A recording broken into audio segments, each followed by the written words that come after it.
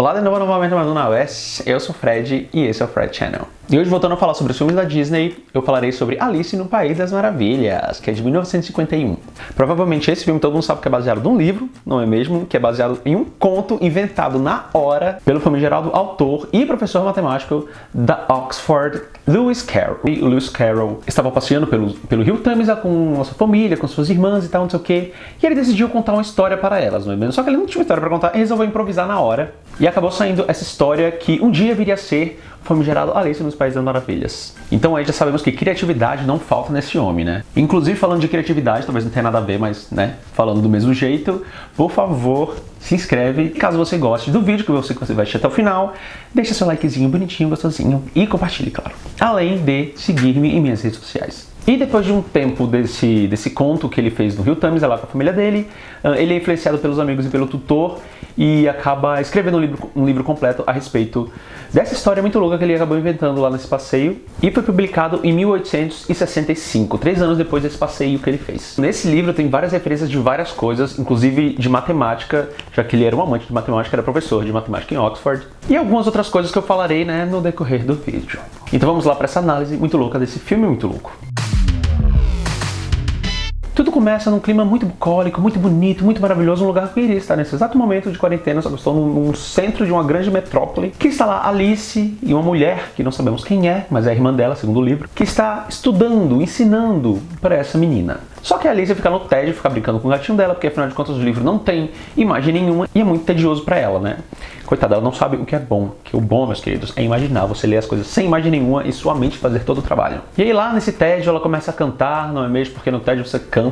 E ela acaba avistando um coelho branco extremamente atrasado, não é mesmo? Que ele está indo atrasado para os lugares. E ela acaba estranhando aquilo, claro, com certeza. Um coelho falante não é uma coisa muito comum. E então ela vai atrás desse coelho. Esse coelho passa por um buraco e ela fica pensando, por que não seguir esse coelho, não é mesmo? Afinal de contas eu estou entediada, não tenho nada para fazer, vou lá. Ela entra nesse buraco e deixa o gatinho dela sozinho, não é mesmo? O gato pode se perder, pode ser comido por um predador, por qualquer coisa, só que ela não se importa, ela é uma péssima mãe. Então ela cai nesse buraco, só que acaba flutuando, porque de alguma forma o vestido dela vira um balão. Então ela finalmente chega ao fundo do poço e vai ver o coelho, e que o coelho atravessa uma porta muito pequena. Ela precisa entrar pela essa porta pequena, mas ela é grande demais pra isso, apesar de eu saber, tipo, vendo assim na imagem, que ela conseguiria entrar, né, meio agachadinha, mas conseguiria. Mas a porta falante então falou pra ela comer um biscoitinho, pra ela diminuir, só que daí quando ela diminui, ela esquece da chave que tá em cima do negócio, então ela não tem como pegar porque ela já tá pequena demais, e daí ela come o negócio pra aumentar, fica grande demais, começa a chorar porque tá tudo lascado pra vida dela, e cria um grande rio, que entra pelo buraco da fechadura, toda essa água não é mesmo, só que ela já diminuiu de novo com o biscoitinho de diminuir, e entra por essa fechadura que dá em um grande mar. E nesse grande mar vão passando umas coisas, uns negócios, tipo uns bichos e tal, não sei o que. Ela pede ajuda, mas ninguém ajuda ela, ninguém tá nem aí pra ela, porque tá todo mundo atrasado pelo visto. E daí ela chega numa parte mais rasa, finalmente, onde tem vários bichos fazendo uma ciranda pra se secarem, só que a água fica batendo neles o tempo inteiro, pelo visto eles não sabem que pra secar você precisa sair da água, não é mesmo? Então ela vê esse coelho, e ela está obcecada por esse coelho. Não sabemos a razão, porque afinal de contas não precisa fazer sentido. A conclusão que eu cheguei nesse filme desde o início é que, tipo, não tem por que fazer sentido. Afinal de contas, o filme e o livro, né, foi feito para não fazer sentido, no caso. Eu acho que o livro até pode fazer menos sentido ainda, por ser mais longos e ter mais coisas do que o filme em si. Então ela segue esse coelho, só que o coelho entra na floresta. Quando ela entra nessa floresta tem dois negócios, não é bem negócios, duas personalidades, digamos assim, que a param e fica tentando enrolar ela por algum motivo, ou talvez eles estejam solitários demais um com o outro e queiram companhia para contar as suas histórias, e daí ela acaba ficando para escutar essas histórias que inclusive não tem moral alguma e não acrescentam em muita coisa, não é mesmo? Mas afinal de contas não precisa acrescentar em nada. Não precisa ter moral nenhuma, porque afinal de contas o intuito desse filme é nada fazer sentido. Isso não necessariamente é uma coisa ruim, hein, gente? Por favor. E daí depois dela conseguir sair dessa floresta, não é mesmo? Se livrar dessas duas personalidades muito loucas, que são gêmeas inclusive, ela consegue encontrar o coelho e sua casa. O coelho entrou dentro da sua casa e ela vai em busca do coelho. E o coelho, absolutamente muito louco pela pressa, acaba achando que ela é serviçal dele e pede pra ela entrar na casa pra procurar as luvas dele. Que luvas? Não sabemos. Pra quê? Também não sabemos. Mas ela entra lá, não é mesmo? E vai em busca dessas luvas. Só que ela vê biscoitinho e tá com fome. Ela tá morrendo de fome. Então ela dropa esse biscoitinho dentro da garganta, dentro do esôfago, dentro do bucho. E ela não aprendeu com aquele início, não é mesmo? Da porta, que os biscoitinhos podem fazer coisas muito engraçadas com você, não é mesmo? Então ela vai e cresce. O coelho acha que ela é um monstro, chamou as pessoas para matar esse monstro. Só que nada acontece feijoada, ela consegue diminuir de novo e o coelho vai embora super apressado, porque ele está muito apressado. E assim também faz a famigerada Alice. E então ela segue e acaba entrando em um grande jardim, só que ele está muito pequena, então está mais ou menos do tamanho das flores e tudo mais, não sei o que. E acaba as flores falando com ela, achando que, também, que ela é uma flor também. E ao terem a certeza que a Alice não é uma flor, acabam maltratando ela por não ser uma flor, por ela ser diferente. Aí vem a parte interessante que eu achei do filme, porque tipo, a galera está julgando ela, achando que ela é péssima por ela não ser flor. Só que ela não pode fazer nada, porque ela está muito pequenininha. Mas enfim, por isso que de vez em quando é bom você carregar um isqueiro com você, porque você nunca sabe quando precisa usá-los. Flores malditas. Então é aquela coisa, ela vai passando de lugar para lugar, passa pela minhoca que fuma um narguilé muito louco, não é mesmo? E que fica muito irritado por besteira.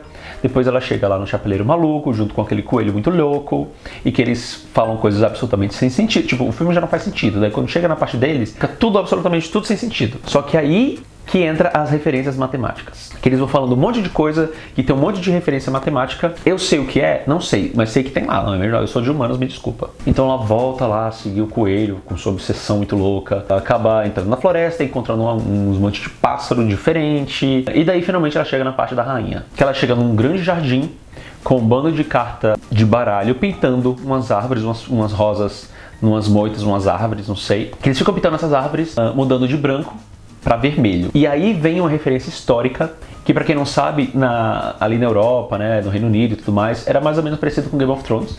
Naquela época de reino, de casas, em que uma tretava com a outra, né, tinha guerras, etc e tal. Que no caso é uma referência para a Guerra das Rosas, que foi a guerra entre a casa Lancaster, que no caso o símbolo era a rosa vermelha, e a casa York, que tinha a rosa branca como símbolo. Então a rainha vai aparecer e não dá tempo desses seres, nem Alice, que estava disposta a ajudá-los, não dá tempo deles pintarem essas rosas, então, né, e a rainha veio e fica putaça e fica se perguntando quem não pintou aquele negócio, não é mesmo? Porque vai cortar ali a cabeça. E daí ela fica querendo cortar a cabeça de todo mundo, fica puta com qualquer coisa, a palavra tem que ser dela mesma, tipo, todo mundo tem que obedecê-la, se não for do jeito que ela quer, ela fica super chateadinha, não é mesmo? Parece várias pessoas do poder. Então a rainha convoca a Alice pra jogar uma partida de um jogo lá muito louco com ela, sendo que tudo no jogo é manipulado para ela vencer. E se a Alice perder o jogo, ela corta a cabeça, não é mesmo? Da Alice, no caso. E a Alice acaba perdendo, porque afinal de contas tudo é muito manipulado por ela, não é mesmo? Que ela tem que vencer sempre, a última palavra tem que ser dela, aquela coisa. Só que o rei, muito bonzinho, fala que acha que tem que ter um julgamento. E é isso que acontece. Nessa parte temos uma coisa diferente dos livros, porque na verdade a Alice não é a pessoa que vai ser sentenciada. No caso do livro, ela é a que dá o depoimento. Só que, assim como no livro, nesse julgamento, onde ela está sendo sentenciada e tal, não sei o que, ela acaba falando as verdades pra rainha e fica muito grande, não é mesmo? Que aí que dá coragem pra ela pra falar as verdades na rainha, porque afinal de contas não tem como ela morrer, porque ela tá grande demais. Só que aí ela acaba ficando pequena de novo e tem que fugir porque a rainha tá putaça com ela e não tem medo de gente pequena demais, não é mesmo? Ninguém tem. E daí começa um bafafá muito louco, um corre-corre, um blá blá blá, um blá blá blá. Vai todo mundo atrás da Alice, só que antes que ela seja morta, ela acorda. E é tudo um sonho, que nem a teoria do Ash Ketchum da cidade de Pallet de Pokémon. Falou que tudo é um grande sonho. Imagina só, não é mesmo? Todas essas temporadas de Pokémon ser tudo um sonho. Mas enfim, galera, é isso. Se você gosta desse filme, me diz aqui o porquê. Se você tem alguma outra teoria a respeito do filme, se você conhece alguma outra referência, por favor, deixe nos comentários, tá bom? Lembrando de, se você não é inscrito, se inscrever e seguir-me em minhas redes sociais. Deixe seu like e compartilha para toda a galera.